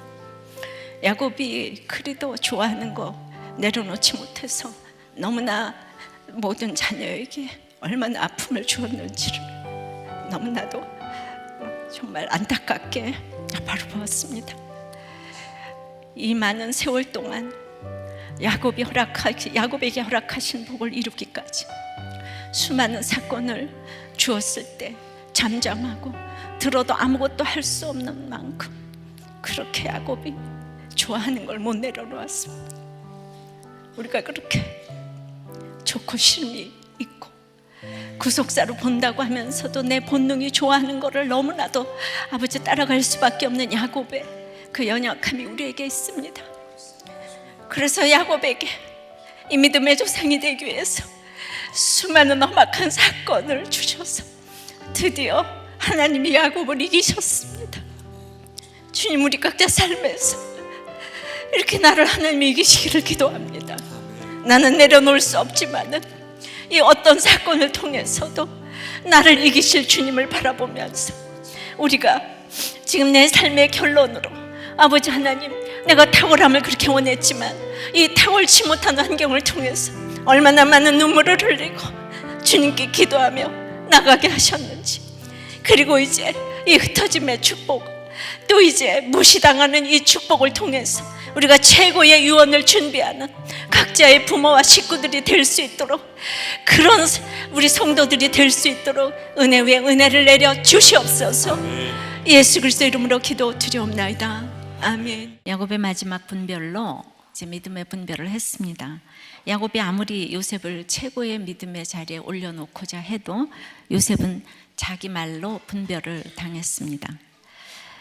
나도 속고 너도 속는 야곱 집의 대단한 구원자 요셉이었습니다. 험악한 삶을 살면서 주님과 겨루어 이긴 이스라엘이 된 야곱이 요셉과 나머지 아들들을 분별합니다. 이 분별은 자녀들에게 최고의 축복이었습니다. 그것은 후일에 당할 일을 객관적으로 예언해 준 것입니다. 이것은 최고의 유언이기도 했습니다. 이 유언을 하기 위해 평생 험악한 삶을 살아왔다고 해도 과언이 아닙니다. 그래서 최고의 유언에 대해서 오늘 이제 살펴보려고 합니다. 최고의 유언은 첫째로 후일에 당할 일을 알려줍니다. 1절 2절입니다. 야곱이 그 아들들을 불러 이르되 너희는 모이라. 너희가 후일에 당할 일을 내가 너희에게 이르리라. 너희는 모여 들으라. 야곱의 아들들아, 너희 아버지 이스라엘에게 들을지어다. 자, 1절 2절은 굉장히 유사합니다. 굉장히 이게 긴급하고 중요한 일이라는 뜻입니다. 야곱의 아비인 이삭은 그가 죽기 전 야곱 몰래 에서를 불러 축복하려고 했지만 야곱은 이제 공개적으로 아들들을 불러 축복했습니다. 처음에는 아다시피 요셉만 축복하려고 했습니다. 마지막 분별을 한 야곱은 천국에서의 만남을 위해 12아들 모두에게 축복의 말을 해줍니다. 이런 거룩한 마지막을 위해 기도하고 준비하시기 바랍니다. 야곱은 오늘 모여라, 모이라, 모여들으라, 이르리라. 너희들은 자발적으로 스스로 모여 들으라 하는, 단순히 듣는 것뿐만이 아니라 들은 바를 바로 깨닫고 준행하는 것까지 가리키는 그 단어를 말해요. 그래서 들으라. 성도들도 단순히 모이기보다 이제는 깨닫고 적용까지 가라는 거예요. 그리고 이제 이 야곱이 들으라고 했는데 야곱이 아닌 너희 아버지 이스라엘에게 들으래요. 듣는 거는 아버지 이스라엘에게 들으라고 합니다. 이 얘기는 나 야곱은 죄 많은 인생으로 속이기도 하고 여자도 좋아하고 편애까지 하니 하나님께서 나에게 허락한 복을 이루실 때까지 험악한 삶을 살게 하셨다. 너희에게 말할 자격은 없지만 그러나 이제 내가 라헬도 내려놓고 요셉도 내려놓았다. 이제는 너희는 야곱의, 죄 많은 야곱의 아들들이지만은 내가 12아들 모두를 영적인 아버지 이스라엘이 되어서 언약의 자손으로 축복해 줄 수 있게 되었다. 그러니 잘 듣기 바란다, 이 얘기입니다. 그럼 무엇을 오늘 들어야 하나요? 후일에 당할 일을 들으라고 했어요. 근데 28절에 이 유언이 축복이라고 했기 때문에 후일에 당하는 것을 미리 알고 가는 것은 축복을 의미합니다. 우리가 당한다 그럴 때 잘 먹고 잘 사는 걸 당한다 그러진 않잖아요, 그죠? 그러니까 후일에 그 당할 일이라는 이 얘기는, 이 유언은 십자가를 통과하지 않으면 축복을 받을 수 없다는 말도 됩니다. 그러니까 그래서 복음은 장차 받을 환난이라고 합니다. 이 축복은 147년을 살았던 야곱이 이스라엘이 되어 성령에 감동되어 남긴 마지막 말이었습니다. 언약의 자녀가 되기 위해서는 영적으로 정확하고 객관적으로 분별받는 것이 아주 큰 축복입니다. 제대로 봐주는 것이 자녀에게 가장 유익합니다. 후일에 당할 일이 축복 같아 보일 수도 있고 저주 같아 보일 수도 있지만 이 일 자체를 후세의 경계로 삼게 하려는 뜻이 큽니다. 이들 모두 12지파의 조상이 되었듯이 똑같이 연약한 우리를 빚어서 써 가신다는 것이에요. 야곱의 이 축복은 아브라함이나 이삭과는 다르게 이 자녀 모두를 12지파의 조상으로 찬란히 올려놓았기 때문에 좋고 나쁘고의 축복이 아닙니다. 역할이라고 보면 됩니다. 후일에 당할 일을 예방주사 맞으면서 가는 것이 믿는 사람에게는 얼마나 특권인지 모릅니다. 우리가 목장에서 날마다 후일에 당할 일을 듣습니다. 모여서 듣습니다. 결혼에 대해서, 죽음에 대해서, 입시에 대해서, 부도가 나도 장례가 나도 어떤 일이 와도 늘 이렇게 후일에 당할 일을 모여서 듣고 알고 가니 이것이 축복입니다. 그래서 여전한 방식으로 예배드리고 또 생활에서 적용하는 생활 예배 드리고 그 모든 기회를 구원의 기회로 삼게 된다는 것입니다. 그래서 이런 나눔을 읽었어요. 자녀 우상의 하늘을 찌르시는 기복적인 친정엄마가 얼마 전에 남편이 있는 데서 너는 그렇게 살 사람이 아니라면서 이혼하라고, 당장 이혼하라고. 남편은 그 말을 듣고 상처를 받았습니다. 그렇게 말씀하신 이면에는 이렇게 저를 염려하신 마음이 있었겠지만은 저는 친정엄마께 남편이 나를 힘들게 하는 것보다 엄마의 그런 말이 몇천 배는 내 피를 말리는 말이라고, 때로는 모른 척도 좀 해주고 남편과의 문제를 잘 극복할 수 있도록 기도해 주시면 된다고. 후일에 당할 일을 이렇게 목장에서 날마다 모여서 듣고 가니 구원 때문에 이런 십자가 지는 적용을 하기가 쉬운 것입니다. 여러분 너무 멋있지 않습니까? 왜 가만히 있어요 다들? 그래서 정말 우리가 해석이 안 되는 일들을 이렇게 정말 이런 부인이 참 매력 있지 않습니까? 적용해 보십시오. 여러분은 자녀들에게, 식구들에게 후일에 당할 일을 영적인 최고의 유언으로 준비하고 있습니까? 어제 우리 평원님, 초원님 자녀 결혼식 소감에서 엄마를 생각할 때 우리 엄마는 주님을 사랑했다는 것만 기억해 주면 좋겠다고 이렇게 울먹이셨어요. 지금까지 같이 온 세월을 생각하니까 같은 소원을 가진 저 또한 이렇게 눈물이 났습니다. 결혼식장에서 우리가 서로 다 이렇게 울었어요. 두 번째 최고의 유언은 탁월치 못하며 축복입니다. 이것은 이제 깨끗함으로 가라는 뜻이에요. 3절 4절입니다. 르우벤아, 너는 내 장자요 능력이요 내 기력의 시작이라. 위풍이 월등하고 권능이 탁월하다마는 물의 끓음 같았은즉 너는 탁월하지 못하리니 네가 아버지의 침상에 올라 더럽혔음이로다. 그가 내 침상에 올랐었도다. 야곱은 자신이 요셉을 편애했어도 르우벤이 탁월한 거 다 알고 있었어요.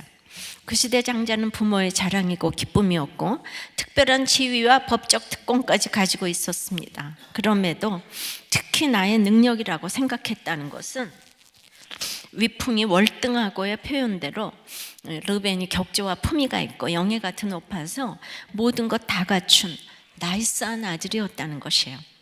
그래서 야곱 자신의 기력이요 장자여 탁월했지만 그의 성격이 물의 끓음 같았다는 것입니다. 안팎의 환경에 요동하기를 반복하고 갖고 싶고 하고 싶은 일들은 해야 직성이 풀리는 아들인 거예요. 그런 르우벤이 아버지의 밥상에 올랐다는 것이 아니라 아버지의 침상에 올랐다고 합니다. 어떻게 그런 일이 있을 수 있습니까? 근데 르우벤이 30장 14절에 보면 그 사랑받지 못하는 어머니 레아에게 들에서 합 한 채를 얻어서 드린 적도 있어요. 그러니까 어머니에 대해서 안타까움이 있고 따뜻하고 배려가 있는 아들이었어요.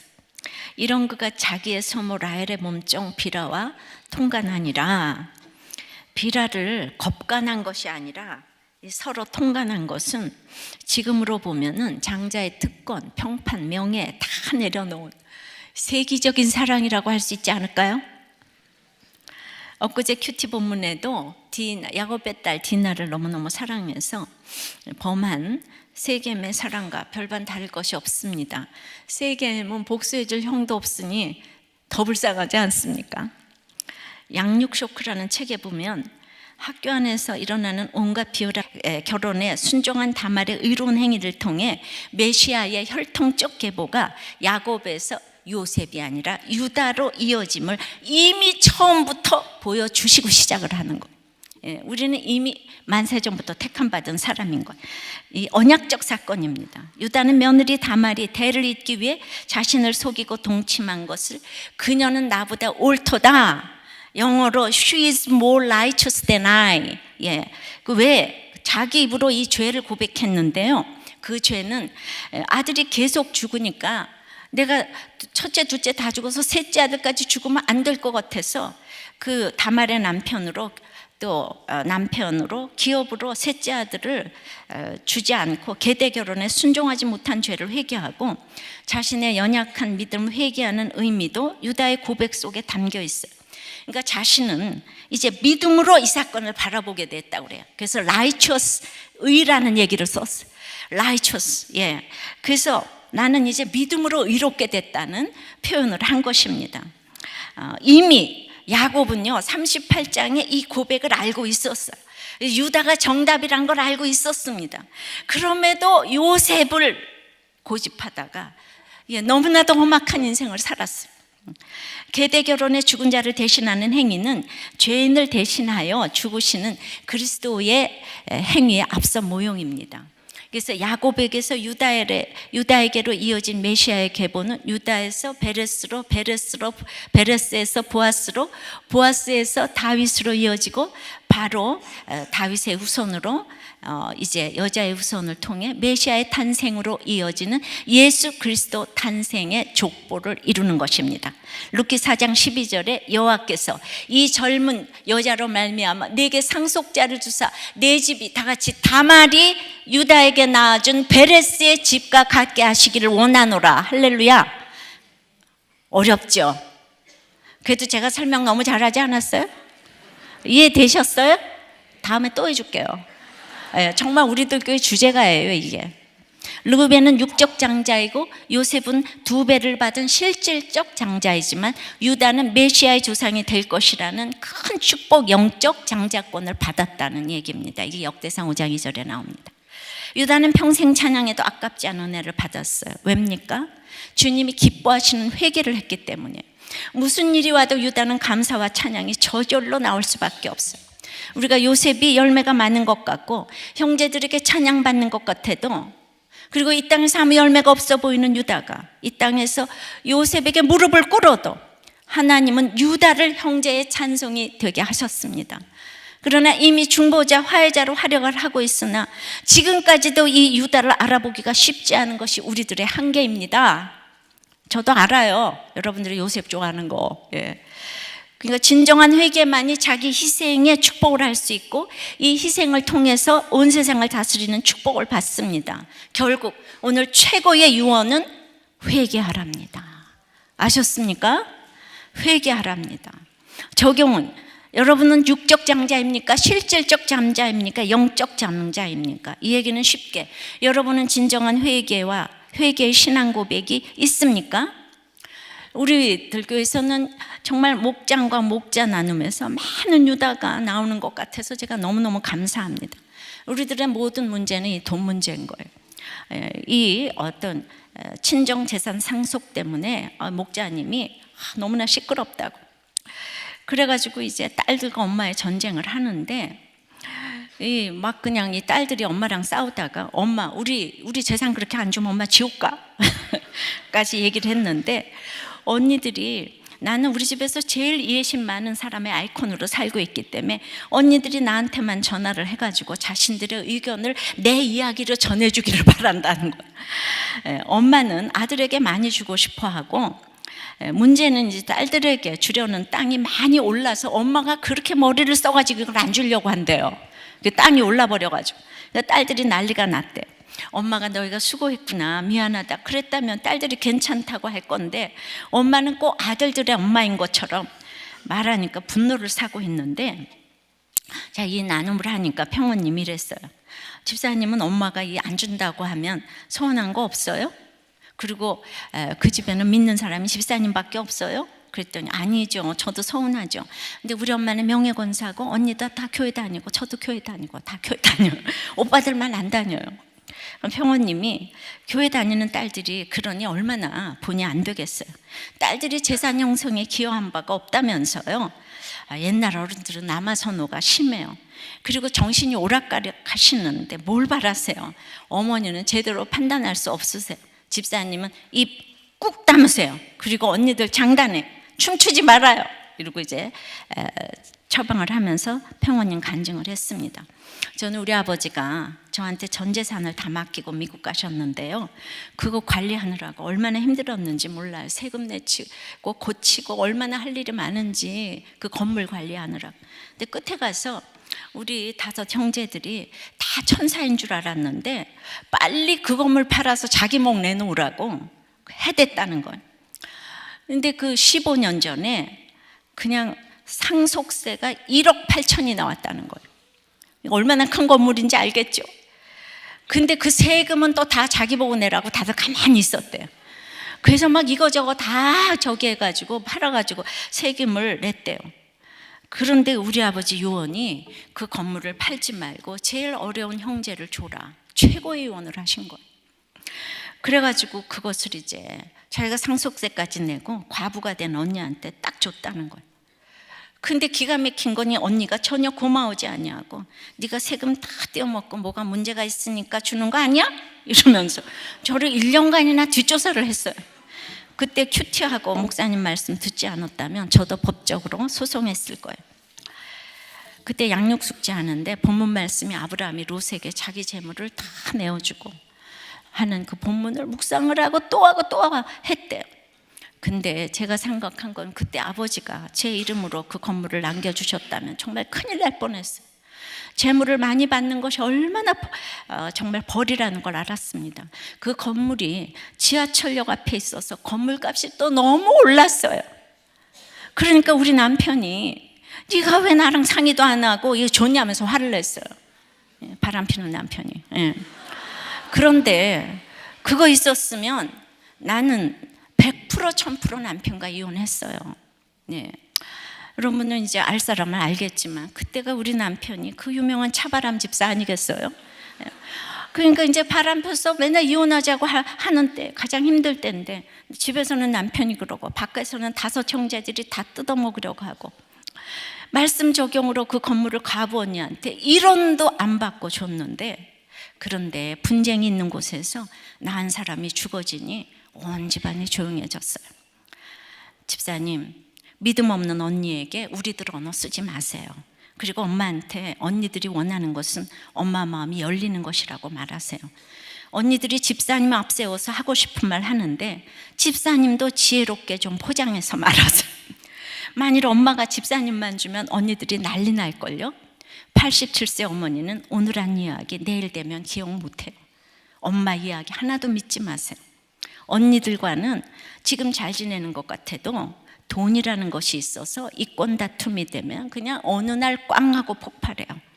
그렇다고 집사님도 포기한다 뭐 이런 말은 또 하지 마세요. 너무 지혜롭게 처방 잘해주세요. 여러분, 이렇게 재미있게 목자 모임을 한답니다. 할렐루야. 자, 이 우리 평원님 대단한 적용하셨죠? 이 15년 전의 적용입니다. 평원은 아무나 되는 게 아닙니다. 돈을 내려놔야 돼요. 돈을 내려놓으니까, 그렇다고 또 돈이 없다고 평원이 되는 것도 아니에요. 그렇다고 또 돈이 없어도 된 분도 많아요. 평원님은 삶의 결론으로 그렇게 남편 바람펴도 이렇게 여기 이 모든 거를 상처를 약재료로, 그리고 이제 이렇게 의사가 돼가지고 화려하게 살 수 있는데, 우리들 교회에서 가장 그냥 모든 힘든 사람 다 모아놓고 그냥 집을 그냥 목장 모임으로 그냥 일주일에 3번이나 하고, 잔인한 그 사람은 이제 식구들과 흩어져서 이제 감옥에 가는 벌을 받아야 하는데 이럴 때 여러분들 중에 시몬과 레위 같은 분들이 계시다면 나도 그랬는데 주님 만났다 이러면서 본이 되어 그들을 주께로 인도하는 것이 결국 개인 구원이 사회 구원으로 이어지는 비결이 된다 이 말입니다. 나눔이에요. 처가댁과 친가에서 돈을 빌리고 개인 사채와 금융권에서 돈을 다 끌어다 썼으니 저를 죽이겠다는 피해 보복자들이 얼마나 많겠습니까? 그러나 저를 죽이겠다는 피해 보복자들을 볼 때마다 저도 죽이고 싶은 마음이 많았습니다. 그리고 사람들은 다 제가 도망갈 거다, 자살할 거다라는 이야기를 했지만 우리들 교회 도피성에 와서 제가 도망도 안 가고 자살도 안 했습니다. 나 몇 년을 이렇게 다니면서 이분이 지금 이제 목자님인 거예요. 아주 탁월한 목자님이 되셨어요. 그런데 그렇게 오랫동안 다니는 가운데 우리들 교회 공동체 그 누구도 감옥에 가지 말라고 처방한 분은 한 분도 없습니다. 입을 모아 죄를 지었으면 감옥에 가야 한다고 처방을 해댔습니다. 서운하기도 하지만 이제 너무나 많이 들었기 때문에 감옥에 가야 하는구나 라는 생각이 듭니다. 그러면서 사업에 망하자마자 갔으면 벌써 나올 때가 됐는데 억울한 마음도 있습니다. 이분이야말로 후라이팬으로 아내 머리를 냅다 때렸던 분노 조절 장애가 있던 분입니다. 근데 이제 이 얘기를 간증함으로 이약 재료를 가지고 목자를 하면서 정말 수많은 사람들을 살려내고 지금도 살려내고 계세요. 그리고 이제 다 망해가지고 망하기 전엔 갚을 것 같았는데 이제 망해가지고 선고를 이제 앞두고 있습니다. 이분이 흩어짐의 축복을 받든지 아니 받든지 모든 것을 온유함으로 받아들이리라 믿습니다. 적용해 보십시오. 다들 내 삶의 결론으로 온 흩어짐의 사건을 잘 해석하고 있습니까? 여러분이 흩어진 거는 분노입니까? 분노 때문입니까? 혈기 때문입니까? 음란입니까? 미움 때문입니까?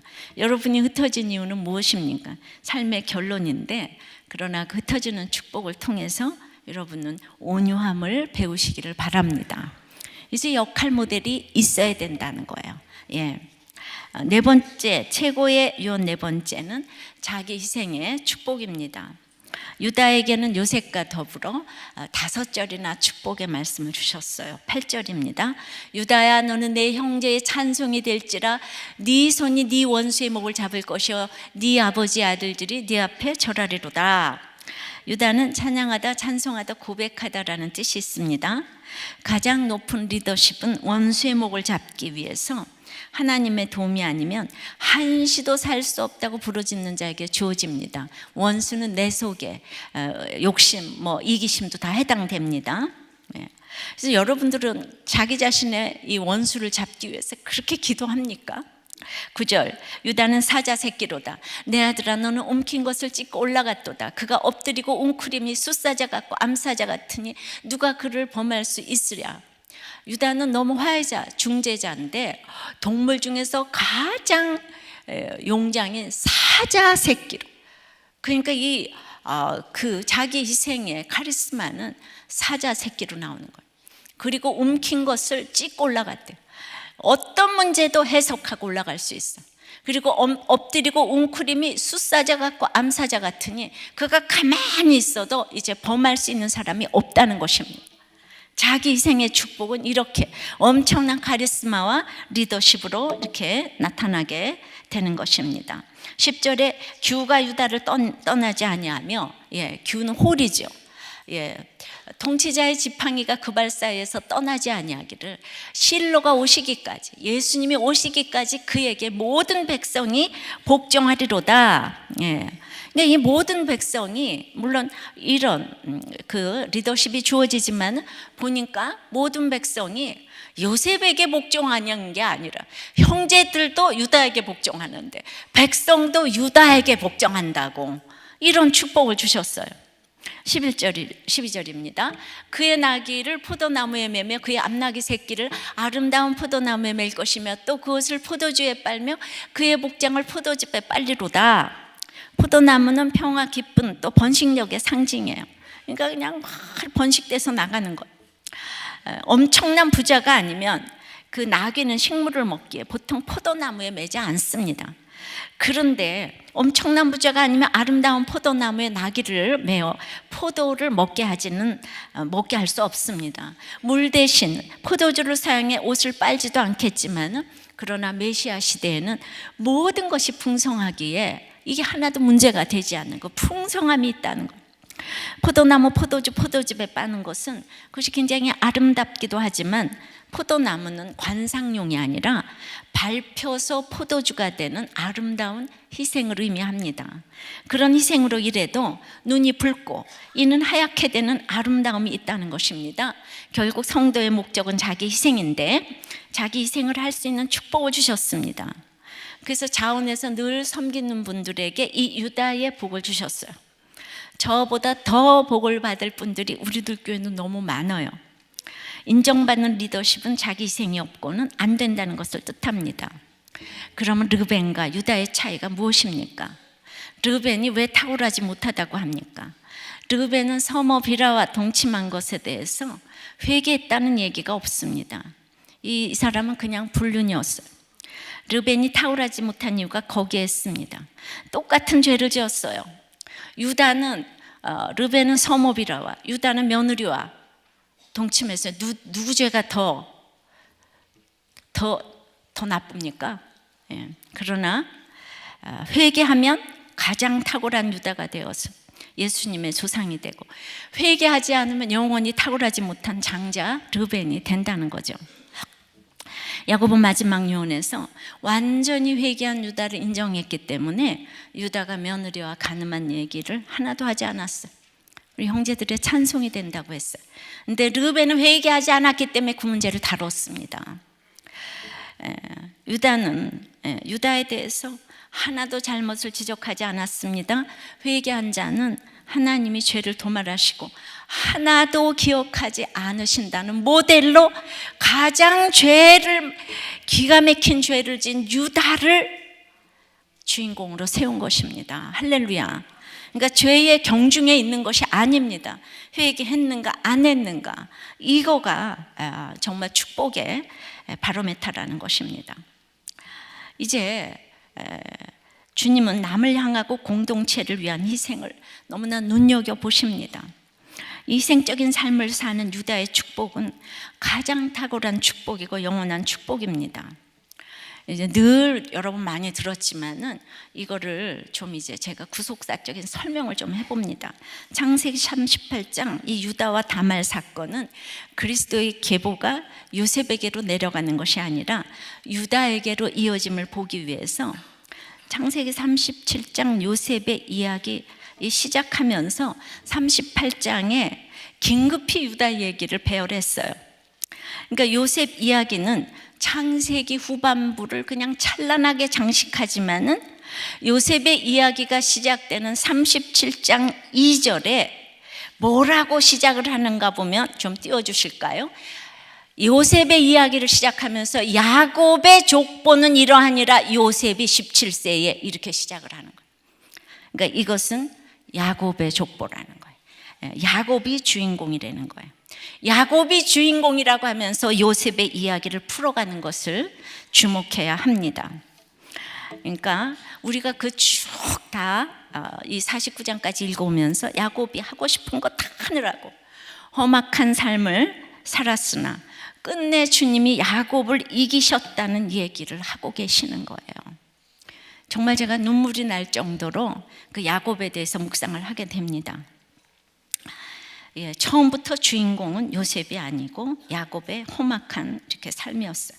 그래서 창세기 38장의 유다와 다말과의 동침 사건은 하나님의 계시로서 남편이 죽으면 죽은 남편을 대신해서 동침의 후손을 남기는 이 계대 결혼을 하게 되면 당신들은 유랑하는 방랑하는 신세인데 우리가 서로 도움을 줄 수가 있고 이게 얼마나 좋습니까? 그랬어요. 근데 그러면 좋겠는데 그들이 이방인인 거예요. 또 근본주의 그 믿음을 가지고 있는 이 아들들이 결혼시킬 수가 없어요. 그래서 그들을 속이면서 세겜과 그 족속에게 이스라엘 족속은 할례를 받는데 온 남자들이 할례를 받으면 결혼을 시켜주겠다고 속였어요. 그래서 그 남자들 보고 몽땅 할례를 행하라고 했습니다. 그들이 할례가 뭔지 모르니까 할례를 시켜주면서 아마 그 성기의 표피 정도만 뵌 게 아니고 마구 배웠다고 생각해요. 그 말을 믿고 할례를 행한 그들을 힘도 못 쓰게 하고 그야말로 힘줄 다 잘라놓고 전부 다 아파서 아이고 하고 있을 때 분을 이기지 못하고 그 세겜 족속의 그 남자들 모두를 잔인하게 칼로 죽였습니다. 지금으로 말하면 세례 받으면 안 해주겠다고 했는데 세례를 받고 나니까 도리어 잔인하게 죽인 것과 같습니다. 세겜 족속은 이방인에게 기대할 것이 하나도 없습니다. 근데 믿음의 후손인 이스라엘로서는 어떻게 용서할 수 없는 죄를 지었어요. 그러니까 그 일로 야곱이 34장 30절에 아들들을 보고 너희가 내게 화를 끼쳐서 내가 죽고 내 집이 멸망할 것이다 하니까 31절에 그 아들들이 아니 그가 우리 누이를 창녀같이 대우함이 옳습니까? 이러면서 이거 완전히 살기가 등등해가지고 부자간에 이제 싸움이 일어났어요. 근데 여러분 정말 야곱이 문제부모 아닙니까? 이 집안의 싸움도 장난이 아닙니다 지금. 그래도 야곱은 어떻게 할 도리가 없었어요. 그때는 여전히 자기는 라헬과 요셉만을 사랑하기 때문에 레아의 자식들에게 어떤 처방을 내려도 들을 자녀가 하나도 없는 거예요. 안 그렇겠습니까? 야곱은 평생토록 레아가 싫었을 것 같습니다. 당연하지 않습니까? 예. 그 레아가 믿게 생긴 데다가 자기가 원하지도 않았는데 첫 아들은 자기 첫 비라와 간음을 하고 둘째 셋째는 이 분노 조절 장애로 복수의 눈이 멀어가지고 나라가 지금 망할 뻔한 살인을 한 거예요. 넷째 아들은 더 기가 막혀서 며느리하고 간음을 했어요.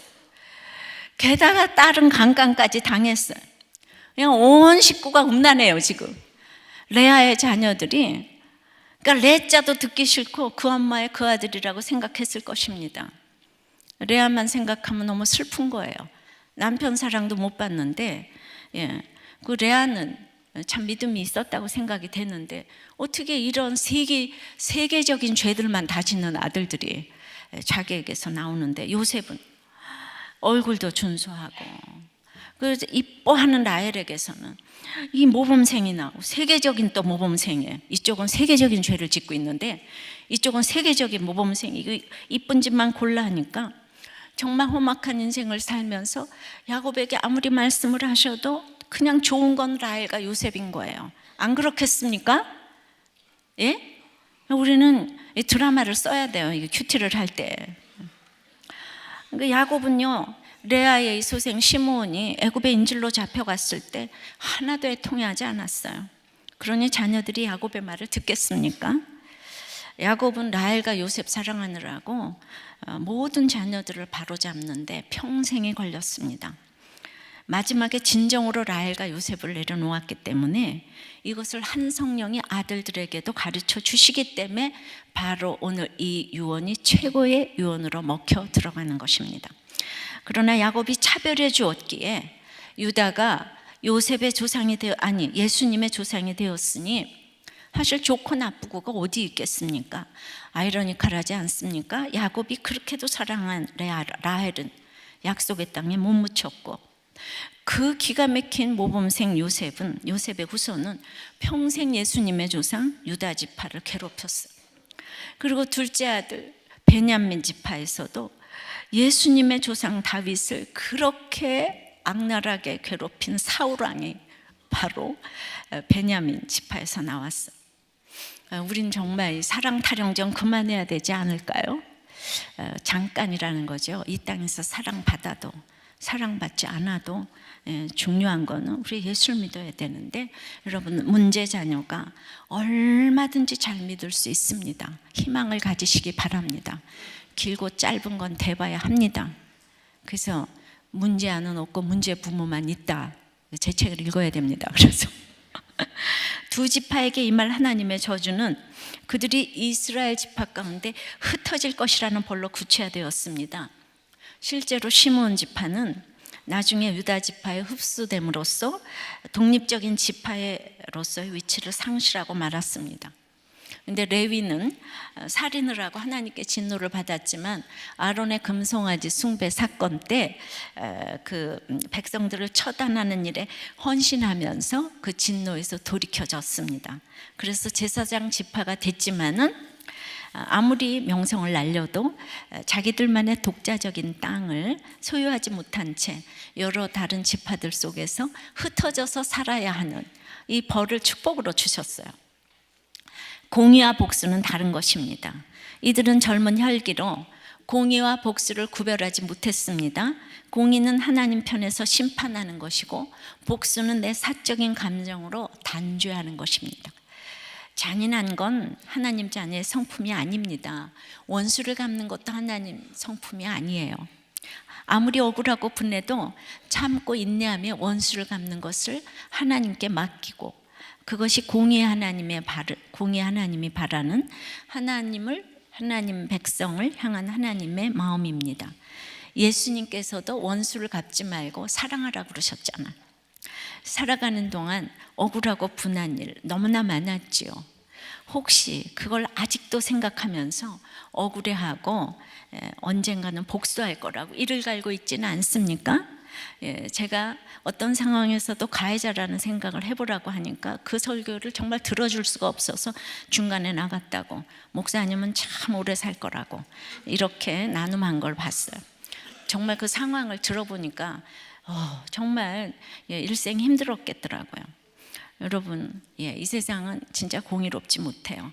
그러나 제가 이 선교사님들의 우리 구한말 때 오신 그때 보니까 정말 우리가 일제 침략 그 시대에 들어가서 온 땅이 일본 사람이 내놓으라 그러면 내놔야 돼요. 집도 내놔야 돼요. 땅도 내놔야 돼요. 우리 건 아무것도 없는 거예요. 그거는 그냥 불공평하다 정도가 아니고, 저는 자유당 독재 시절도 겪어봤어요. 완전히 그냥 독재인 거.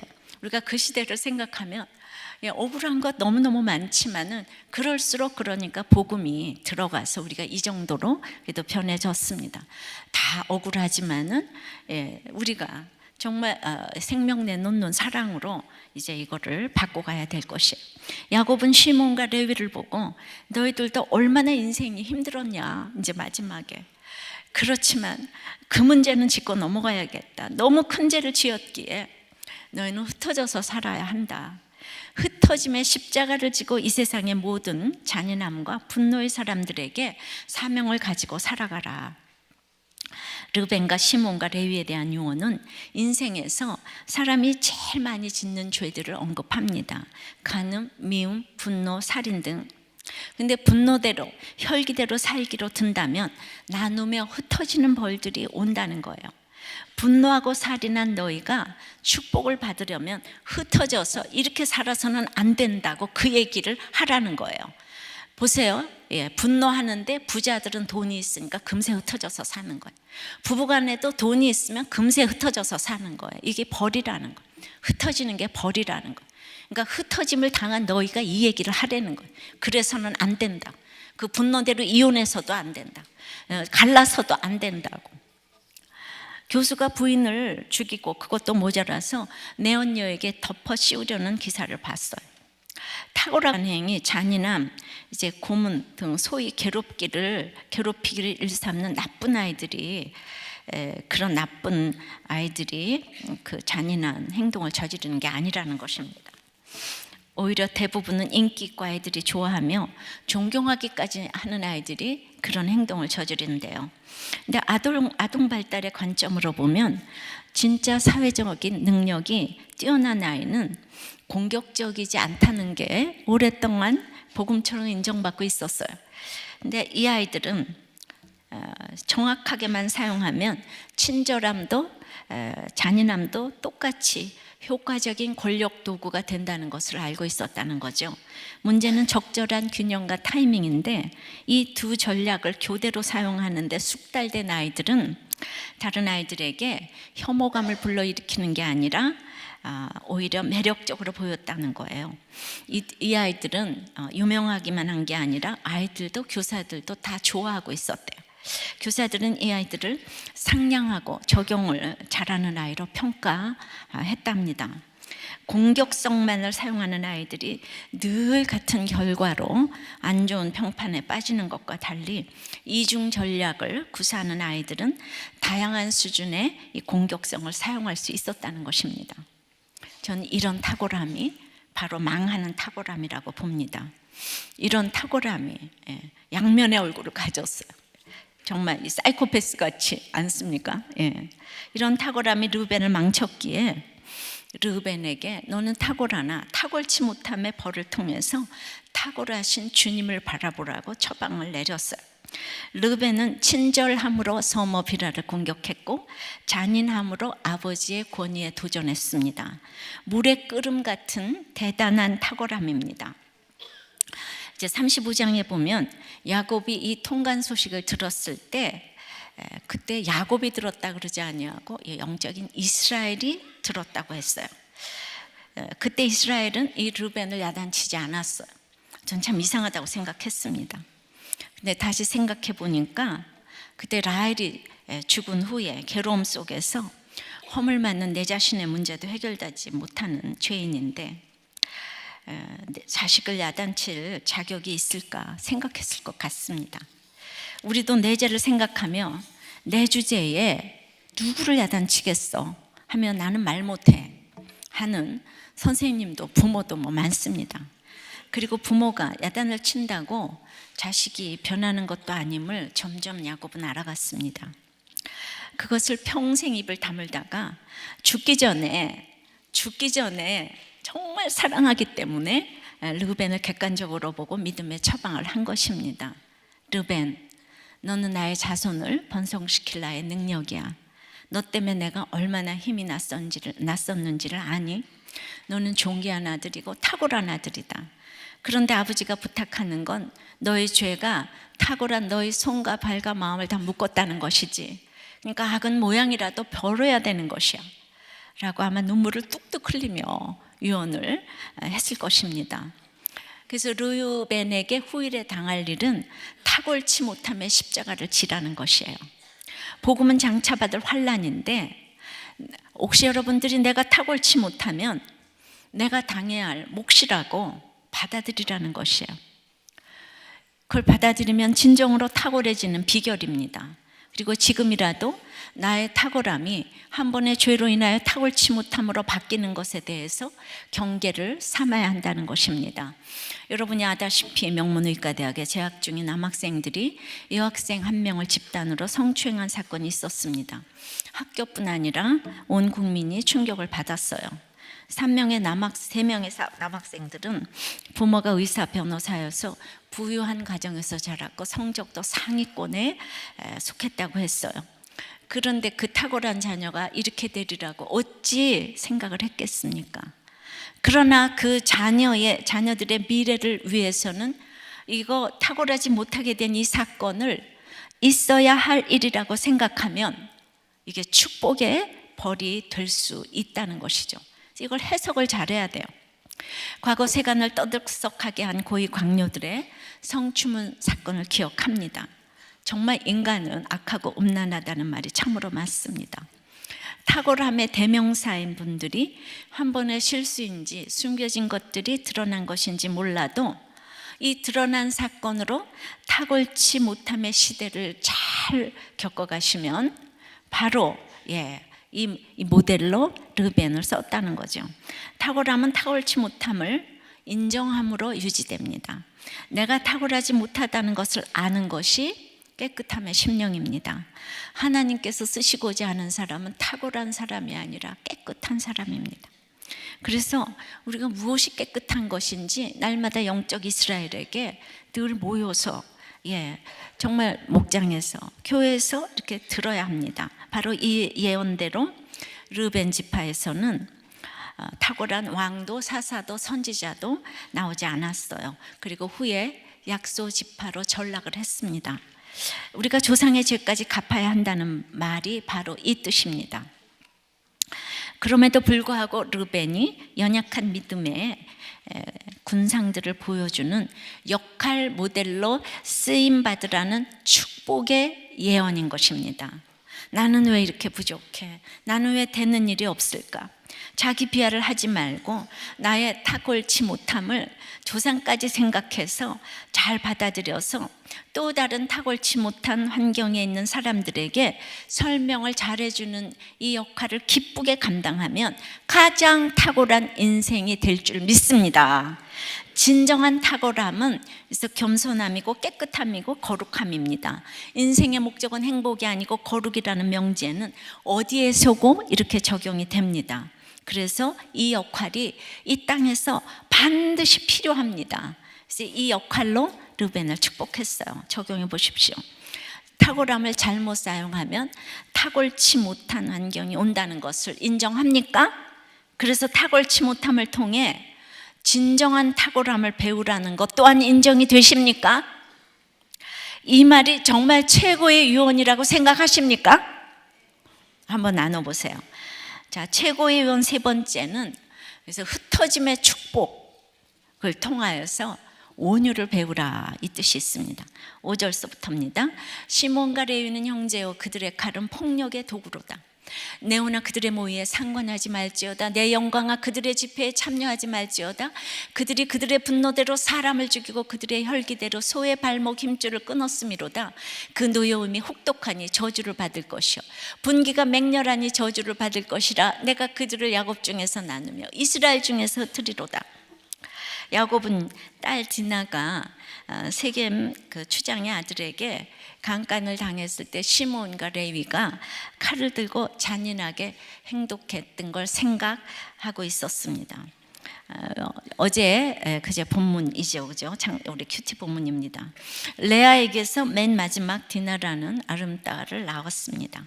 라반의 집을 떠나서 이제 약속의 집 아비의 집 이삭의 집으로 갈 때 베델로 가는 도중에 하몰의 아들 세겜 추장이 이 디나를 보고 반해서 끌어들여서 범했습니다. 사실 야곱의 목적지는 베델이라 세겜에 머물지 말아야 했습니다. 거기서 음란한 오빠들의 영향을 받은 디나가 세겜에 음란한 거리를 쏘다니다가 당했습니다. 이 문제는 정말 저는 99% 야곱의 책임이라고 생각합니다. 그런데 야곱은 이 일을 듣고 또 잠잠했습니다. 르벤 일을 듣고도 잠잠하고 딸이 당해도 잠잠하고 그러나 오라비인 시몬과 레위에게는 디나는 같은 엄마에게서 난 온우인 거예요.